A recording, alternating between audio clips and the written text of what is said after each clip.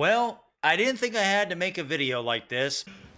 You serious? NikoTheLegend is here doing it for you guys because I need you to strap yourselves in for this one because there is a lot to dive into here, and this is definitely going to be one of the longer videos. We're going into the fade, aren't we? If you're here for a quick short time, I don't know what you're doing here because you should have saw the time duration because we're going to have to get into this.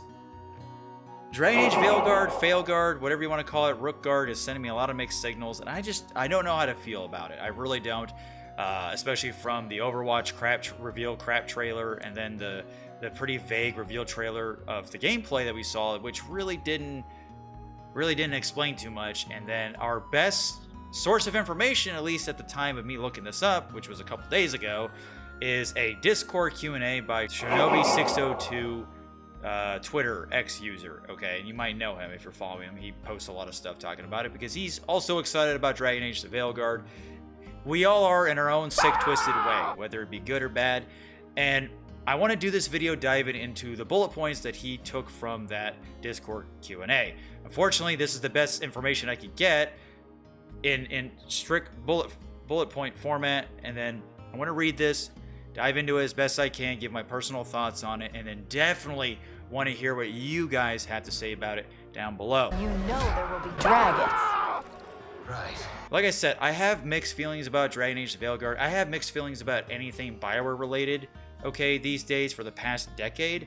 After Dragon Age, after the release of Andromeda, Anthem, you know, things got a little stale, you know, and for many of you guys, it might have been other stuff that BioWare has done that made you iffy about them. So I'm not here, I can't believe I have to explain this or say this, I'm not here to diss anybody who wants to be excited for this game, you know, for another Dragon Age game. Finally, there is excitement for that, thank the fucking maker. No one's bashing anybody here, so relax. I'm not here to jump on the hate wagon or whatever you want to call it. It's just stupid to say. I'm just here talking about the bullet points and a Q&A from a Discord that BioWare has done. That's it, and personal thoughts on it. Okay, let's get on with the show.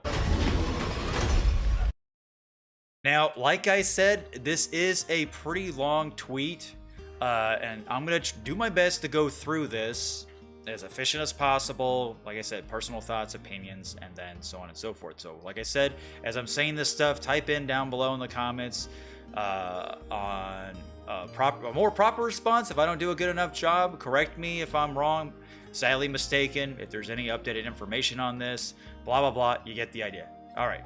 So, this is, like I said, from the Discord Q&A, the new Discord from Dragon Age VeilGuard. This asked about the world. So, Dragon Age the VeilGuard takes place 10 years after Dragon Age Inquisition. From this, I don't understand why it's 10 years. You think it'd be a lot quicker if what we saw in Dragon Age Inquisition and Trespasser DLC, you know, if that's anything to go by, you think this would be like an immediate threat, but apparently not. It's 10 years later, technically 8 years later, if, you know, Trespasser DLC, blah, blah, blah, since that's 2 years after Inquisition story, from what I read and what I remember. I don't know how I feel about that. I think that's just plot convenience, because if you think about it, it's been 10 years since Inquisition has been released, and now we're going with this canonical, you know, release for the VeilGuard of 10 years. So I don't know how you guys feel about that. I'm sure they'll have a good reason or some kind of reason why it took them this long to get shit done in the Venture Homeland, you know, and Magic Disney World land. So I don't know. I just think it's kind of weird. I call it plot convenience. Really? Just do it right away. It seemed like it was that immediate of a threat. The Inquisitor will definitely be a part of the story. By how much? We don't know, of course. I don't know. Maybe you know. Let us know. That's great. And this game, they have stated that, we might read this along the way, that you get to create the Inquisitor or transfer over your Inquisitor from Dragon Age Inquisition that you've played, which is great. That is amazing. I am so glad that they still found a way to transfer some type of character or decisions you made from the previous games into the VeilGuard. But if you don't have that stuff, of course, if you have to start from scratch, well, they give you an opportunity to choose decisions or make decisions for this stuff, okay? So that's always great. BioWare has always been doing that. They made it an integral part of it in Mass Effect, and especially Dragon Age with the world creator, which is so fucking cool, which is still a live thing, by the way. That website still works. If you ever play Dragon Age Inquisition, you want to make decisions from the first 2 games without playing them, I highly recommend it because it's fucking awesome. It's awesome. So, anyway, I think it's cool that you get to customize them just like you could in Inquisition with Hawk from the second game. Badass. I like that how it was a surprise though. I had no idea that Hawk was gonna be an Inquisition. Kind of wish it was a surprise here too, but whatever. It's not a big deal. But we don't know how much he's going to be an integral part of the story. Okay, we don't know if he's going to die right away, or he's with you the whole time, or you'll have opportunities to keep him with you, help you out, or tell him to fuck off, or let him sacrifice himself. Blah blah blah blah. You get the idea. I just move shit with my mind. So the next one, you can go back to previous locations you visited, do side content, etc. Well, no shit. This is an RPG. All RPGs are able to do that, so that goes without saying. I don't think that's really needs to be talked about too much. Everything is handcrafted, curated, not fetch quests. So if you're like me, who has played Inquisition through in and out, you know exactly what I mean by fetch quests and bloat. As much as I like Inquisition, one of the biggest things that people had a problem with was the open world aspect, because there was so much emptiness to it, and when it did have stuff in it, it was useless fetch quests or bloat quests where it just meant really nothing. It was the most useless quest ever, like killing deer or nugs or something. I don't know, I can't remember. But it was in the hinterlands, and you know exactly what I mean by the hinterlands. Anybody can get a spine-tingling sensation, right? So I appreciate that they want to make every quest meaningful. How meaningful, we're not sure, but on the next one, locations can fundamentally change based on decisions you make. So I guess that goes hand in hand with the everything's being handcrafted, curated, no fetch quests, but you know. There is no progression block in VEILGUARD, unlike Inquisition, which had the power mechanic. I completely understand why they're doing this, because, well, your game's linear for one. It's nowhere even close to an open world game. If it's more akin to Mass Effect 2, well, yeah, you'll have some places to go around to talk to people, explore, maybe some city hubs and stuff, but they're big enough to where they give you a sense of, like, yeah, I feel like I'm in this city type deal, compared to, holy shit, there's nothing happening around me besides a couple deers running around and some birds shitting, but there's nothing to do here. I wouldn't say Inquisition's that bad. There's ways to make Inquisition not so bloaty if you know how to play it properly. But on your first playthrough, you have no idea. But yeah, the power mechanic being blocked with that was a thing that you get on your map table, where you and a few homies, Cullen, Liana, and Josephine, help guide you on where you need to go next for your missions and stuff like that, and have you send out scouting parties to get resources and stuff. There was all this stuff on this map, which I really liked it a lot. I did. But like I said, I completely understand when people just want to go to the next story mission, Okay, I did a few things here and there. I'm good to go. I did a few things in the hinterlands. Now I want to do the story mission, but I can't do it because it's locked behind a mission that needs 20 power. And that can take some time.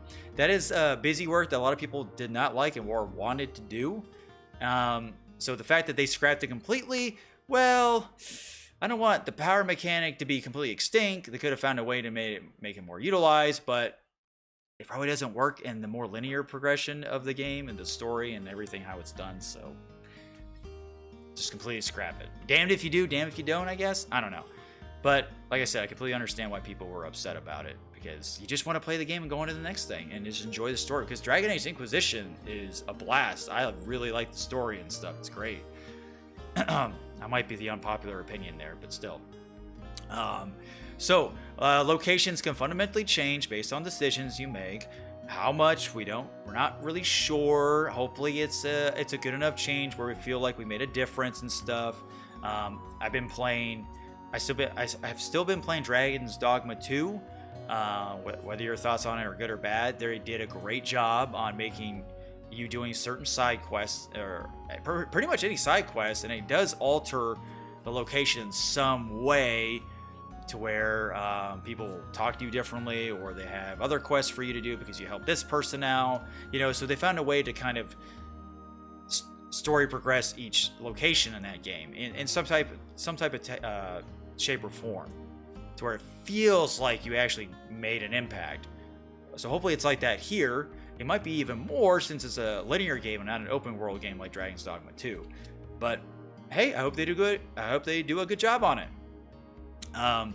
So side quests are all handcrafted and story focused. That's fine. There's plenty of games out there that do that. I get it. I wouldn't want to waste my time hunting 5 rabbits or get 6 rabbit pelts or doing some MMO bloat quest in an open world game like Dragon Age Inquisition had. I completely understand that. But sometimes you kind of want that busy work if the reward is there. Sometimes it's just you want to do something monotonous and maybe sometimes tedious or mindless, just to give you more game hours and stuff. You know, I don't want that stuff to be completely gone. You can still make those miscellaneous quests or the busy work quests fun. You just got to execute it properly. But we'll see. If the side quests are just great, you know, how they were in Mass Effect 2 or whatever RPG you played, you know exactly what I'm talking about. That's fine. So that's pretty much about the world. Now, the Origins backstory. Now, okay. We're going into the Fade, aren't we? I will flat out tell you, I fucking hate how you're called Rook. Unpopular opinion or not even trying to be contrarian, I fucking hate it. I think it's fucking lame. I think it sounds stupid. And your guy's not even a rook. Is he a bird? Is he a pawn piece? Is he a chess piece? Is he a rookie of the year for NFL football? No, he's not any of those. At least not the rookie. He's not a rookie at all. Like, he has a backstory and everything. He actually has experience and shit. Horrible. When you, and I can't be the only one on this. I cannot be the only one. I don't like this. When you pit that against the hero Ferelden, the champion of Kirkwall, the Inquisitor, okay? Now, I understand that Champion of Kirkwall and the Hero Ferelden were titles that you get from beating the game, but if you want to be real technical about it, at least the Inquisitor happens, you know, not when you beat the game. It happens pretty much early on, and after you get to your home base, Dragon Keep and all that, Skyhold, you become the Inquisitor, and it's fucking awesome, and then you get that title, and you gotta live up to that moniker. Those are amazing names, but Rook is not doing it for me. It's just not good. It's just not good. I wish they came up with a better Origins name for them to call you. Now, with that said, Rook's last name in-game is defined by their lineage and backstory. So, Rook something this, something that. So, lineage and backstory, there's, I think, correct me if I'm wrong, 6 different backstories, and they sound pretty cool. I like them. They got catchy names and stuff. I like the Shadow Dragons one. The Veil Jumper stuff is kind of new. It is new, and then so on and so forth.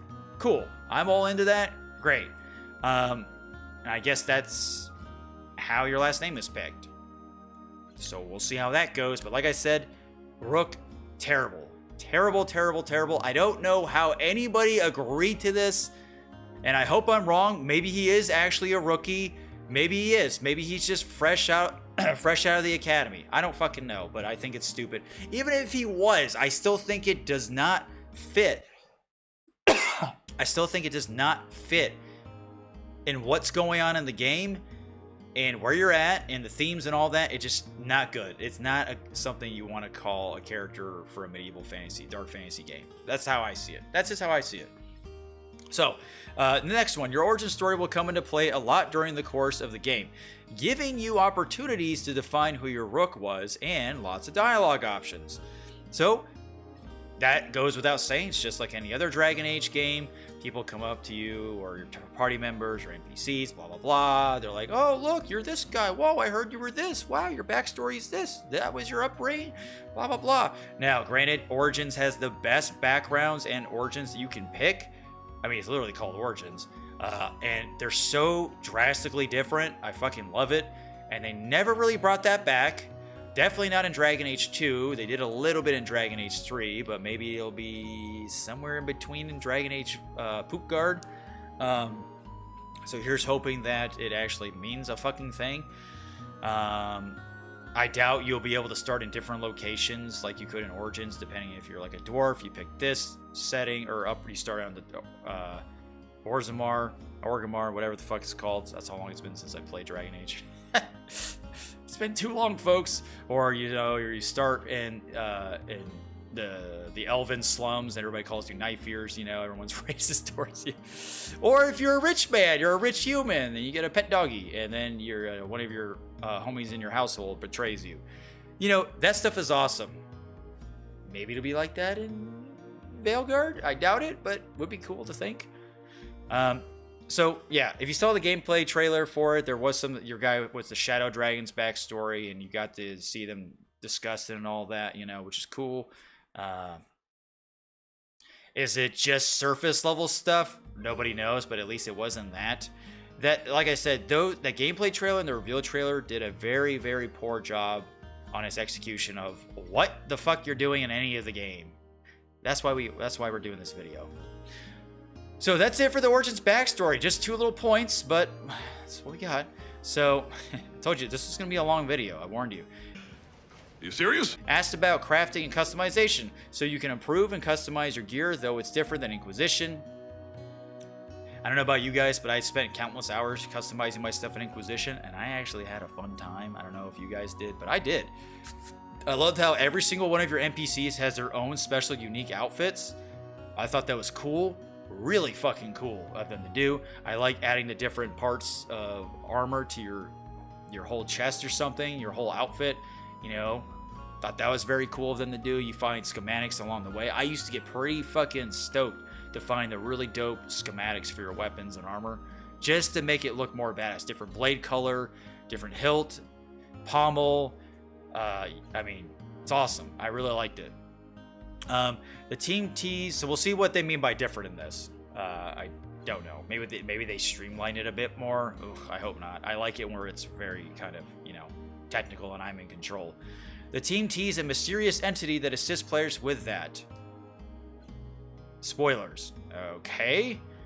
I don't know what that means. Maybe we have the genie in the lamp from Aladdin. He's just gonna show us phenomenal cosmic power. I don't know. It's vague. Hopefully it's not an annoying, mysterious entity. We don't want that. Will there be a transmog system? Yes. Hell yeah. That's a quote. Hell yes. Which is great. Great, great, great. I think that's awesome. I think that's great. Transmog system is always fun. I think that just needs... Not even I think. It needs to be a thing in every role-playing game that comes out. JRPG, CRPG, you fucking name it. It doesn't matter. Put it in the game. But I know. That's just bells and whistles. So, that's it for that. Asked about character creators. There's one point here. Very, very deep. She said. Heavy focus on hair, skin tones, full body customization, customized horns if you're Qunari. Which is cool. Hey, I like the customizations in Dragon Age Inquisition. I think it was fucking sweet. My opinion. And they made the hair look good in Dragon Age VEILGUARD. Yay! I know, BioWare's always had a fun time with their hairs, especially Mass Effect 1 and 2's hair did not look great. They just looked like pasted on shit. Someone threw a bunch of mayonnaise on their hair or something, or just paper mache. You know exactly what I'm talking about. So, yeah, I think it's great. Deep customization. Can't say nothing wrong about that.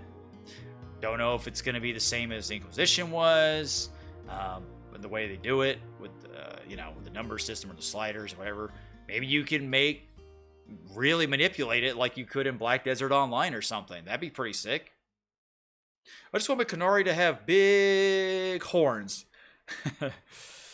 Oh, Dragon's Dogma 2's character creator is fucking amazing. If it's like that, holy shit, imagine. So, ask about companions and banter. Yes. huge integral part of any BioWare game or any role-playing game, especially when you have a squad. You want to talk to your homies. You want to get their opinions on things. You want to just sit back and have a chat, have a great time with them. I always love that shit, especially in Dragon Age games where they do talk to each other. It's awesome, especially when it's more, what's going on around the mission you're doing, or if you're venturing out and it's kind of quiet, they kind of fill in the gaps of silence and stuff, and you want to listen to what they say. And your character usually, joins in. So, it says the most banter we've ever done, and I hope that's a good thing. I hope it's not a double-edged sword, because if it's like the pawn banter in Dragon's Dogma, well, God help us all. I know, it's memed, but man, people get real annoyed about it, and I completely understand why. So I hope it's not on that level. I just hope it's, it's just enough. It doesn't have to be crazy. It doesn't have to be something every fucking time I take a step, you know what I'm saying? There's new interruptible and resumable banter, so you don't miss anything, so that's great. For example, if you ever played the God of War reboot, the 2017, 2018 one, when he's talking to his son, Kratos talking to his son, they'll tell stories when they're on the boat together, and then you can interrupt it, get off the boat, and they'll be like, oh, we'll continue the story another time next time we're on a boat. And then once you get back on the boat, they're like, hey, so let's talk about that story that we didn't finish. Boom. And you complete the story. That stuff is great. I'm excited about that. That's pretty realistic. And that's always a good sign. You see, I'm not bashing on this game. I'm giving it the benefit of the doubt. Trust me, that hurt me to say more than it hurt you to listen. Lots of moments where all the companions are interacting with each other. So that goes without saying. BioWare does it best. We don't really need to dive deep. Thank you, Pretzel. So you can change companion outfits, wide range of appearances. Outfits are always great. We do like the cosmetics nowadays, especially when every free-to-play game is all about that. Or even the AAA games where you spend money and they want you to get cosmetics anyway, because what they have already isn't enough, apparently. But changing outfits is great. Like maybe it goes with the transmog system, with, putting armor on. But maybe you just want some fancy, nice, just wearing some cool clothes, some casual clothes at all times. Ain't nothing wrong with that. I like that. That's great. So this is a big one. The team is very proud of the companions. Deepest companion arcs they've ever done, with heavy decisions to make throughout the game. Now that is big, because once again, BioWare already does a great job with that, especially with Dragon Age games. They get pretty fucking deep. Even the Dragon Age games you don't like, they still get pretty deep into the characters that you're with. So I don't know how much further they're going to go with this. I know you have companion loyalty missions that you go on, kind of like Mass Effect 2 stuff. I bring up Mass Effect 2 a lot because a lot of people are making that comparison. You just look it up. And that's fine. I'm okay with that. That's great. I hope getting to know these people. I hope they're great people, despite what me and other people have said aplenty about the reveal trailer and the gameplay trailer being lackluster and stuff, and we haven't really got a true representation of what these characters actually bring to the table, like that Overwatch hero shooter looking reveal trailer did not do it justice. But I'm still going to give these characters benefit of the doubt, even if the Canary does not look like a Canary at all. Still could be a cool character. I don't know. She's like the equivalent to Sarah from Dragon Age Inquisition. Sarah is... How dare they make an elf ugly? That's all I'm going to say. So, the arcs, hopefully, it's just... You know what? Dragon Age Origins comes the deepest with character arcs. Holy shit, it just fucking hit me. Even the NPCs that don't even be a part of your group, they're not even a part of your group, are fucking deep as hell. Like, any Logain fans out there? Yeah, you know exactly what I'm talking about. His story can last all the way to Inquisition. Holy fuck. And then some. You know exactly what I'm talking about. So, I don't know how you're going to beat Origins character development like that. But I like to see you try. So, you can do things to anger your companions to where they could disappear for your time. So, if you remember in other, other role-playing games have that, the approval stuff, if they like your decisions. Inquisition had that, where they disapprove or approve. I don't know if I don't think it ever gets to a point where they're like, you know what, I had enough of you. I don't like you. I'm leaving. You know, stuff that can happen in Baldur's Gate 3. So that's cool. Consequences, choices, whatever. That's how it be. I like that. I don't want everybody to be on the same page as me. Like, oh my God, Rook. Stupid name. You're so cool, Rook. I don't care what you say if you make me mad. I want to be your friend forever. No, I want you to hate my guts on shit that I do in this game. Whether it be good or bad, doesn't fucking matter. I hope you hate me, motherfucker. Get the fuck out. So that's cool. Hopefully, it's not over the top and overly obnoxious where I gotta tiptoe my way around walking on eggshells here. So the next one, asked about the 3-person party size. This is a big one. This is a huge one because Dragon Age has always been about the 4-party system in every single one. Even the ones you really hate, which most people would be I hate all of them besides Dragon Age Origins. I get it. But 3-person size, let's find their reasoning for this. The team felt it made it for a much more intimate experience. Okay. 2 companions give them more visibility and focus, more spotlight. Your game's linear. There's going to be more spotlight by default and more visibility and focus. I mean, I understand if you have 4 people in a more linear aspect of a game, you know, with dungeons and stuff. I don't think it's going to be that linear, but I don't think it's going to be that crowded, guys. I think you could have done it. But you'd be surprised. Maybe someday has some conflicting coding issues or whatever. I don't know. Who the fuck knows? It's a risk that they're willing to take. And you know what? Maybe it'll pay off. Maybe it won't be so bad. But shit, man. I missed having 4 people. I'm going to miss that. I really am. And I know a lot of other people are going to have it too. They're going to miss it. Because there are some purists for everything that you like out there, and Dragon Age is one of them, and purists will want to have that 4-party system. They're not going to be happy about that. It made sense for Final Fantasy, because every Final Fantasy game you treat it like its own universe, so I was okay with this Final Fantasy having 3 characters, 3-party system like Final Fantasy 7 or 8, but Final Fantasy 9 had 4, you know. I'm okay with that. It's whatever. But it made sense, right? Because every Final Fantasy game is different universe besides Evil East and all that, but the Evil East games. But you get what I'm trying to say. We shall see how this goes. I will give them benefit of the doubt on this. See, it gets even closer to Mass Effect 2. The parallels are uncanny. Any uncanny valley with Mass Effect 2 comparisons. So, gameplay, timing, and positioning matter a lot. Felt like the right balance with Rook's abilities. Actively engages your companions more in combat. Now, I don't quite agree on this, and I'm just going by what I've seen so far. I'm going by the gameplay trailer. I didn't see any strategy involved there besides just hitting the melee button. And yeah, I know, you can dodge and parry. Big whoop-de-fucking-do.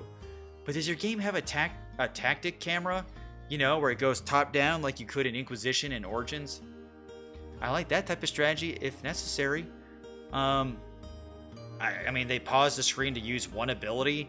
I know you could still do that, but you just do that and that's it. But you're still just running around, just hacking away at things and bouncing around like it's a fucking Devil May Cry game. I wish EA and BioWare would understand that they are so tone deaf with this shit. Do they not realize that there are plenty of games out there that still use a lot of strategy, especially JRPGs? That we don't mind taking turns to make decisions like that. Just because a lot of the Zoomers these days are all of the mind of TikTok, where they got to have something in front of them, like just instant gratification. Everybody who's been a fan of Dragon Age don't want that. We don't want things to be quick. We want it to be methodical. We want it to be thought out process. Okay, I know, boomer fucking Dragon Age gamer enjoyer here, bro. But I'm fucking serious. Right? You guys know exactly what I'm talking about. Don't try to defend it. If you don't like the combat system, I don't blame you. I'm not saying it looks terrible, but it's generic. It's generic AAA garbage. But it could be hot garbage. It could be good garbage, best of the worst. But, I mean, it's more hot garbage than, you know, someone would install Dragon Age 2's combat, because from Origins to 2, That's a huge fucking difference. And then Inquisition tried to make a hybrid mix, which I actually really did like Inquisition's combat. I'm one of the few, probably. But I don't know. You're going kind of full retard here with the combat, like way too much. But I don't know. Things could change. So yeah, timing and positioning matter a lot. When I was, like I said, when I was watching that gameplay reveal, I was like spacing out half the time when they were fighting because it was just like hit, jump, parry, block, hit, block, you pause for 1 second, use a spell, hit, block, parry. Like, there really wasn't anything too interesting about it, you know. I actually, truth be told, I skipped part of the boss fight because it was so boring to watch. And I'm like, this, not really anything exciting going on. So, I don't know. This is going to be a huge hot topic for people to talk about. Please let me know down in the comments below what you think. So, asked about mages. Healing spells return for mages. Thank God. I don't know where in their fucking mind that they thought it was a good idea to get rid of that. What the fuck, BioWare? Because, yeah, they're referring to Inquisition and maybe even Dragon Age 2, but what the fuck? I don't need to say any more on this. About fucking time. Mages. Successors to Fireball and Cone of Cold attacks are in the game. Good. That's spells that they didn't need to take out for God knows what. Poor Inquisition and Dragon Age 2. Those developments were so fucked. So fucked, man. So, now this is something that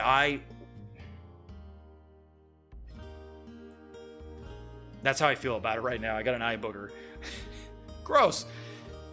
This is something I wish they would have went full badassery mode. I would have given them mad respect, and I'm sure a lot of other people would have done the same. Blood magic. Yeah, blood magic, the taboo magic of Dragon Age. Rook doesn't use it. He avoids it. He has good reasons. He has good reasons to avoid blood magic. Really? Really? Because of reasons. How about you give him a reason to not avoid it? If you want us to have deep character progression, maybe blood magic could be a great affliction that he has. Maybe he's addicted to using blood magic. And then you could have made the coolest, darkest story out of him being using blood magic. That would go in tandem very well, so synergistically with the fucking character development with the party members that you talked about. This is our deepest character progression. They can leave if they don't like what you're doing. Blood magic could be in it, like the Dark Urge, or in Baldur's Gate 3. It's kind of the same thing, or you know, doing dark side, light side stuff in Knights of the Republic games. It's the same fucking deal. Blood magic could be that equivalent. Would have been really fucking cool if you had that shit involved with whatever class and origins you pick. Blood magic is somehow an integral part of it, or if you made it optional to be an integral part. How fucking cool would that have been? But no, they played it safe. They have your character avoiding it completely. This would have been great. Fucking awesome. Because you're in Disneyland, Dark Disneyland, the Tevinter Emporium, whatever, Magic Town. And blood magic could be a thing that a lot of people use, or forbidden art, or whatever you want to call it, right? Could have been something that they could have utilized. Let me know down below if you agree with me on that. I want to hear what you guys would have liked out of blood magic. And we've seen it in Dragon Age, of course, plenty of times with blood magic involved. But anyway, all right, so that's about the mages. Yeah, even if it was just a mage class that has the ability to use blood magic, still would have been cool to have the option, you know what I'm saying? All right, asked about combat tactics and abilities. The game is very tactical, increasingly important on higher difficulties. I find that fucking laughable. I am telling you, watch the gameplay reveal trailer and tell me what was so tactical about it. Please, I want to have a fucking, somebody down below, please explain to me. Anybody who's a defender of the combat and the tactics behind it, please. I need to know. I really want to fucking know. Because I didn't see anything tactical happening besides the parry, jump, block, attack. Oh, pause. Use a spell, attack, block, parry, dodge. Yeah, okay. Cool. So, pause. Cycle between targets both in and out of combat. All right, that goes without saying. Pause also gives information on enemies' weaknesses and resistances. Okay. They just give you the information right off the bat. I mean, I guess we're playing Pokemon now. But even Pokemon, you had to know, kill the enemy first. Kill the Pokemon first, and then you got to know their weaknesses. So I'm hoping they don't flat out give it to you right away, because that'd be way too fucking easy. Maybe higher difficulty modes, they get rid of that, because I like to, live and learn this stuff. Helps a lot to build your party to have detonation synergies, queue up combo detonation. Yeah, synergistic stuff is great. I like that a lot. I like team attacks. Don't get me wrong. I love team attacks in any fucking role-playing game. Chrono Trigger, Chrono Cross fans know exactly what I'm talking about. The dual triple tech stuff, fucking awesome. So hopefully they do a good enough job on this. I just hope I'm not just hitting a fucking meat shield or a meat dummy the whole time, and these guys actually fucking do something. I know in the gameplay trailer they were just having them do enough to get through, for the player to get through the demo. I get it. I fucking get it. I'm not stupid. But still. Okay. So companions can be spec'd to revive you if you get KO'd. Okay. Spec'd? Was this like a skill you have to have? Just have them do it anyway. 3 face button abilities, each for Rook and each companion. Now, okay. This is a big deal too. 3 face button abilities. Why just 3 abilities? I don't fucking know. I don't fucking know why why are you going to streamline it that much? You guys see why I have a problem with this, right? When I play a Dragon Age game or any role-playing game, I want a fucking row of spells. If I play an MMO or Baldur's Gate 3, I want rows and rows of spells. I don't care how many I have. I want to have the ability to give me the options of how many I want. I want to use this. Oh, I forgot about this spell. Oh, well, that's on me. It's on me to have that many spells. But 3 face button abilities, each for Rook and each companion. We'll see how that goes. I don't know. Maybe it won't be so bad, but I don't fucking know.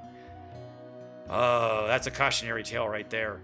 The team emphasized there's so much more like an ultimate ability. I don't care about ultimate abilities. Fuck, man. Who cares about that? It's never been in Dragon Age. It does not need to be needed. What the fuck? Multiple runes that you acquire that can do things like buffs and other things that act like abilities. Oh, so I guess this is their clever way, right? 3 face abilities, then you can do an ult, and then you can use certain runes that add on to it, so it's just like this one giant salad. Oh, Lord. We don't need that. Not necessary.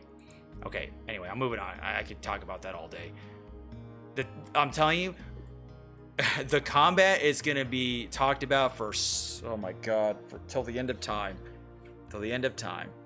Everybody's got their own favorite Dragon Age combat. It could be Origins, the 2nd game, or the 3rd game, or even this game.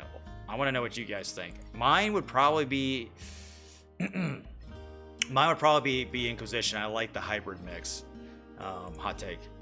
So ask about the lighthouse. So the lighthouse is your base of operations, kind of like the Skyhold and Dragon Age Inquisition. So the lighthouse has a unique purpose and function. It will change and evolve over time, and you can also personalize some things. I think the Skyhold was fucking amazing in Dragon Age Inquisition. Hopefully they explain why we can't use that in the next game, but I hope the lighthouse is big enough, and like what it says, it gives you enough stuff to do, people to talk to. And we all know the famous lighthouse mission, or the famous mage. It makes me think of the Mage Tower mission in Dragon Age Origins. Imagine if it was that big. Wouldn't that be nuts? So we'll see how that goes. I always enjoy the hubs in all these games. They're probably one of my favorite parts is the downtime aspect. So there's no war table, but there is a table of some kind for particular reasons. So, like I said, I like the war table. They could have utilized it a lot better so the power mechanic wasn't completely gone. Wasn't so crazy on how much power you needed.